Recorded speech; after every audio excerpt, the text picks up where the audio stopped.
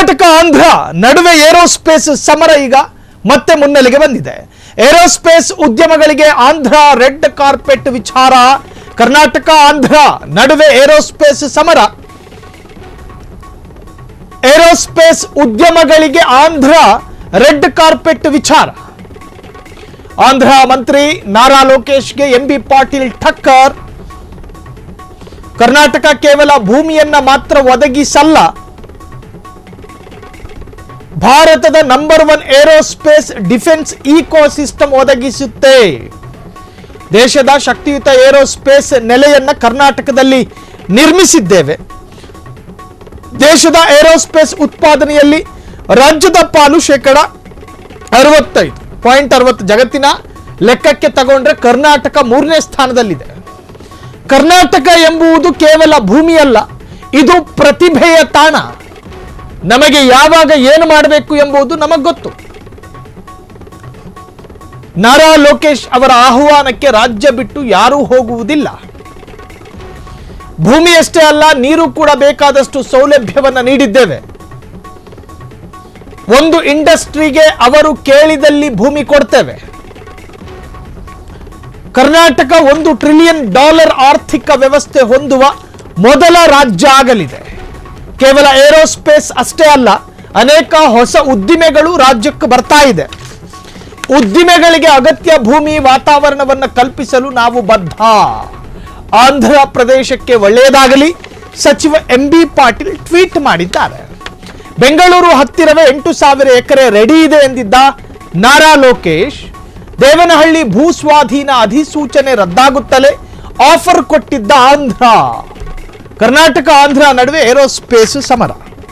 ನಿನ್ನೆ ರಾಜ್ಯ ಸರ್ಕಾರ ಭೂಸ್ವಾಧೀನವನ್ನು ಹಿಂಪಡೆಯಿತು. ಅಂದರೆ ನಾವೇ ಬಲವಂತವಾಗಿ ಭೂಸ್ವಾಧೀನವನ್ನು ಮಾಡೋದಿಲ್ಲ. ರೈತರಿಗೆ ಇಷ್ಟ ಇದ್ದರೆ, ರೈತರು ಸ್ವಯಂ ಪ್ರೇರಿತವಾಗಿ ಭೂಮಿ ಕೊಡೋದಕ್ಕೆ ಮುಂದಾದರೆ ನಮ್ಮ ಯಾವ ಅಭ್ಯಂತರವೂ ಇಲ್ಲ, ನಾವು ತೆಗೆದುಕೊಳ್ತೀವಿ. ಅದು ರೈತರ ಪರ ಮತ್ತು ಇಡೀ ರೈತ ಸಮುದಾಯಕ್ಕೆ ಕರ್ನಾಟಕದ ಸರ್ಕಾರಗಳ ಇತಿಹಾಸದಲ್ಲಿ ಇದು ಮೊದಲು ನಿನ್ನೆ ಆಗಿತ್ತು. ರೈತ ವಿರೋಧಿ ಸಾಕಷ್ಟು ಉದಾಹರಣೆಗಳನ್ನು ನಾವು ಕೊಡೋದಕ್ಕೆ ಸಾಧ್ಯ ಇದೆ. ಆದರೆ ಕಾಂಗ್ರೆಸ್ ಮೂಗಿನ ನೇರಕ್ಕೆ ಈ ತರಹದೊಂದು ರೈತ ಪರ ಚಿಂತನೆಗಳು ನಿಜಕ್ಕೂ ಕೂಡ ಅತ್ಯಂತ ಶ್ಲಾಘನೆಗೂ ಕೂಡ ಗುರಿಯಾಯಿತು. ಈಗ ವಿಚಾರಕ್ಕೆ ಬರೋದಾದ್ರೆ, ಏರೋಸ್ಪೇಸ್ ಉದ್ಯಮಗಳಲ್ಲಿ ಆಂಧ್ರ ರೆಡ್ ಕಾರ್ಪೆಟ್ ವಿಚಾರ ಈಗ ಮತ್ತೆ ಚರ್ಚೆಗೆ ಬಂದಿದೆ. ಆಂಧ್ರದ ಮಂತ್ರಿ ನಾರಾ ಲೋಕೇಶ್ಗೆ ಎಂಬಿ ಪಾಟೀಲ್ ಟಕ್ಕರ್ ಕೊಟ್ಟಿದ್ದಾರೆ.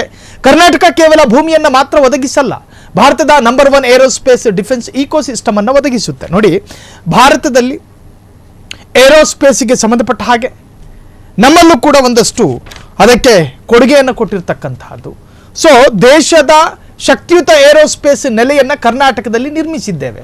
ಅದು ಹಾಸನ ಅಂತ ಇಟ್ಕೊಳ್ಳಿ, ಬೆಂಗಳೂರು ಅಂತ ಇಟ್ಕೊಳ್ಳಿ, ಏರೋಸ್ಪೇಸ್ಗೆ ಸಂಬಂಧಪಟ್ಟ ಹಾಗೆ ನಮ್ಮಲ್ಲೂ ಕೂಡ ಒಂದಷ್ಟು ಕೇಂದ್ರಗಳಿದ್ದಾವೆ. ದೇಶದ ಏರೋಸ್ಪೇಸ್ ಉತ್ಪಾದನೆಯಲ್ಲಿ ರಾಜ್ಯದ ಪಾಲು 65%ರಷ್ಟಿದೆ. ಜಗತ್ತಿನ ಲೆಕ್ಕಕ್ಕೆ ತಗೊಂಡ್ರೆ ಕರ್ನಾಟಕ 3ನೇ ಸ್ಥಾನದಲ್ಲಿದೆ. ಕರ್ನಾಟಕ ಎಂಬುದು ಕೇವಲ ಭೂಮಿಯಲ್ಲ, ಇದು ಪ್ರತಿಭೆಯ ತಾಣ. ನಮಗೆ ಯಾವಾಗ ಏನು ಮಾಡಬೇಕು ಎಂಬುದು ನಮಗೆ ಗೊತ್ತಿದೆ, ಅರಿವಿದೆ. ನಾರಾ ಲೋಕೇಶ್ ಅವರ ಆಹ್ವಾನಕ್ಕೆ ರಾಜ್ಯ ಬಿಟ್ಟು ಯಾರೂ ಹೋಗೋದಿಲ್ಲ. ಭೂಮಿಯಷ್ಟೇ ಅಲ್ಲ, ನೀರು ಕೂಡ ಬೇಕಾದಷ್ಟು ಸೌಲಭ್ಯ ನಮ್ಮಲ್ಲಿದೆ, ನಾವು ನೀಡಿದ್ದೇವೆ. ಒಂದು ಇಂಡಸ್ಟ್ರಿಗೆ ಅವರು ಕೇಳಿದ್ದಲ್ಲಿ ಭೂಮಿ ಕೊಡ್ತೇವೆ. ಕರ್ನಾಟಕ $1 ಟ್ರಿಲಿಯನ್ ಆರ್ಥಿಕ ವ್ಯವಸ್ಥೆ ಹೊಂದುವ ಮೊದಲ ರಾಜ್ಯ ಆಗಲಿದೆ. ಕೇವಲ ಏರೋಸ್ಪೇಸ್ ಅಷ್ಟೇ ಅಲ್ಲ, ಅನೇಕ ಹೊಸ ಉದ್ದಿಮೆಗಳಿಗೂ ಕೂಡ ರಾಜ್ಯ ಸಾಕ್ಷಿಯಾಗಲಿದೆ. ಉದ್ಯಮಗಳಿಗೆ ಅಗತ್ಯ ಭೂಮಿ ವಾತಾವರಣವನ್ನು ಕಲ್ಪಿಸೋದಕ್ಕೆ ರಾಜ್ಯ ಮುಂದಾಗಿದೆ. ಆಂಧ್ರ ಪ್ರದೇಶಕ್ಕೆ ಒಳ್ಳೆಯದಾಗಲಿ, ಸಚಿವ ಎಂಬಿ ಪಾಟೀಲ್ ಟ್ವೀಟ್ ಮಾಡಿದ್ದಾರೆ.